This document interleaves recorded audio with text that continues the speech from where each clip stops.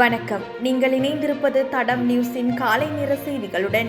விரிவான செய்திகளுக்கு செல்லும் முன் முதலில் தலைப்புச் செய்திகள். பாடசாலைகளுக்கு விடுமுறை, கல்வி அமைச்சு வெளியிட்ட அறிவிப்பு. வாட்ஸ்அப்பின் புதிய ரகசிய பாதுகாப்பு அம்சம்.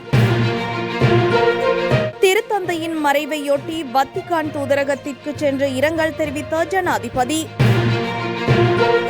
கல்முனையில் வாகன விபத்து, பெண் படுகாயம். தொடர்பான விரிவான செய்திகள். 2025 ஆண்டு நடைபெறவிருக்கும் உள்ளூராட்சி தேர்தலை முன்னிட்டு இலங்கை முழுவதும் உள்ள அனைத்து பாடசாலைகளும் மே 5 மற்றும் 6 ஆகிய தினங்களில் மூடப்படும். கல்வி அமைச்சின் அறிவிப்பின்படி பாடசாலைகள் மே 7 கல்வி நடவடிக்கைகள் மீண்டும் தொடங்கும் என்று எதிர்பார்க்கப்படுகிறது. வாக்குச்சாவடிகளாகவும் எண்ணும் மையங்களாகவும் வாக்குப்பெட்டிகள் மற்றும் பிற தேர்தல் தொடர்பான பொருட்களை விநியோகிப்பதற்கும் சேகரிப்பதற்கும் பாடசாலை வளாகங்களை பயன்படுத்த தேர்தல் ஆணைக்குழு விடுத்த கோரிக்கையை தொடர்ந்து இந்த நடவடிக்கை எடுக்கப்பட்டுள்ளது. வாக்குச்சாவடிகளாக பயன்படுத்தப்படும் பாடசாலைகள் மே 4 கிராம அலுவலர்களிடம் ஒப்படைக்கப்பட வேண்டும் என்றும் மேசைகள், நாட்காலிகள், அரங்குகள் மற்றும் தேவையான வசதிகளுடன் தயாராக இருக்க வேண்டும் என்றும் சுற்றறிக்கையில் கூறப்பட்டுள்ளது. அதற்கேற்ப மேலதிக நடவடிக்கைகளை மேற்கொள்ள கல்வி இயக்குநர்கள் மற்றும் அதிபர்களுக்கு அறிவுறுத்தப்பட்டுள்ளது.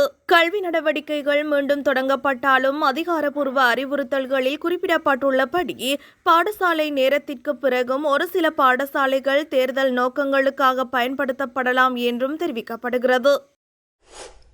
உலகின் முதல்நிலை சமூக ஊடக செயலிகளில் ஒன்றான வாட்ஸ்அப் புதிய ஓர் அம்சத்தை அறிமுகம் செய்துள்ளது. மெட்டா நிறுவனத்திற்கு சொந்தமான பிரபலமான குறுஞ்செய்தி செயலியான வாட்ஸ்அப் பயனர்களுக்காக புதிய தனியுரிமை அம்சத்தை உருவாக்கியுள்ளது. இந்த புதிய அம்சம் உரையாடல்களில் கூடுதல் பாதுகாப்பை வழங்கும் என்று எதிர்பார்க்கப்படுகிறது. அதன்படி பயனர்களின் தனிப்பட்ட உரையாடல்களுக்கு மேலதிக பாதுகாப்பை வழங்கும் நோக்கில் ஆங்கிலத்தில் அட்வான்ஸ்ட் பிரைவசி எனப்படும் மேம்பட்ட அரட்டை தனியுரிமையை அறிமுகம் செய்துள்ளது.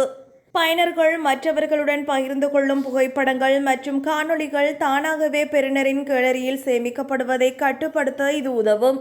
இது மட்டுமன்றி முழு சாட் வரலாற்றையும் ஏற்றுமதி செய்வதை தடுப்பது மற்றும் இன்னும் பல தனியுரிமை சார்ந்த கட்டுப்பாடுகளையும் இந்த அம்சம் வழங்கியுள்ளமை குறிப்பிடத்தக்கது. கத்தோலிக்க திருச்சபையின் பரிசுத்த திருத்தந்தை பிரான்சிஸின் மறைவிற்கு இரங்கல் தெரிவிப்பதற்காக ஜனாதிபதி அனுரகுமார திசாநாயக்க நேற்று பிற்பகல் வத்திக்கான் தூதரகத்திற்கு சென்றுள்ளார். தூதரகத்திற்கு சென்ற ஜனாதிபதியை இலங்கைக்கான வத்திக்கான் அப்போஸ்தலிக்க பிரதிநிதி வரவேற்றுள்ளார். அதன் பின்னர் பேராயருடன் சிறிது நேரம் உரையாடிய ஜனாதிபதி அங்கு வைக்கப்பட்டிருந்த இரங்கல் புத்தகத்தில் குறிப்பொன்றை பதிந்துள்ளார். இந்நிலையில் நித்திய இளைப்பாறிய பரிசுத்த திருத்தந்தை பிரான்சிஸ்காக உலகெங்கிலும் உள்ள அனைத்து கிறிஸ்தவ மக்களுக்கும் இலங்கை அரசாங்கம் மற்றும் மக்களினதும் இரங்கலை ஜனாதிபதி தெரிவித்தார் என்பதும் குறிப்பிடத்தக்கது. கல்முனையில் நேற்று மாலை இடம்பெற்ற வாகன விபத்தில் ஊடகவியலாளர் ஒருவரின் சகோதரி படுகாயமடைந்த நிலையில் வைத்தியசாலையில் அனுமதிக்கப்பட்டு சிகிச்சை பெற்று வருகின்றார். குறித்த பெண் அம்பாறை நட்பட்டி முனை பகுதியில் உள்ள உறவினரின் மரண வீட்டிற்கு தனது குடும்பத்தாருடன் சென்றிருந்த வேளையில் வீதியை கடக்க முற்பட்ட போதே அப்பகுதியில் வேகமாக சென்ற சிறிய ரக வேன் ஒன்று அவர் மீது மோதி சென்றுள்ளதாக தெரிவிக்கப்பட்டுள்ளது. இதன்போது வேனில் அகப்பட்ட அவர் மோதுண்ட இடத்திலிருந்து சுமார் 72 மீட்டருக்கு அப்பால் வரை வண்டியில் சில்லில் அகப்பட்டு இழுத்துச் செல்லப்பட்டுள்ளார் எனவும் தெரிவிக்கப்பட்டுள்ளது. இவ்விபத்தில் படுகாயமடைந்த பெண் கல்முனை ஆதார வைத்தியசாலையின் தீவிர சிகிச்சை பிரிவில் அனுமதிக்கப்பட்டுள்ளார் என தெரிவிக்கப்பட்டுள்ளது. மேலும் அவர் 2 பிள்ளைகளின் தாயார் எனவும் தெரிவிக்கப்பட்டுள்ளது. இந்நிலையில் வேனின் சாரதியை கைது செய்துள்ள போலீசார் இதுகுறித்த மேலதிக விசாரணைகளை முன்னெடுத்து வருகின்றனர். பாடசாலைகளுக்கு விடுமுறை, கல்வி அமைச்சு வெளியிட்ட அறிவிப்பு. வாட்ஸ்அப்பின் புதிய ரகசிய பாதுகாப்பு அம்சம். திருத்தந்தையின் மறைவையொட்டி வத்திக்கான் தூதரகத்திற்கு சென்று இரங்கல் தெரிவித்த ஜனாதிபதி. கல்முனையில் வாகன விபத்து, பெண் படுகாயம். இதுபோன்ற செய்திகளை தெரிந்து கொள்ள தடம் நியூஸ் சேனலை சப்ஸ்கிரைப் செய்து அருகிலுள்ள பெல் பட்டனை கிளிக் செய்யுங்கள்.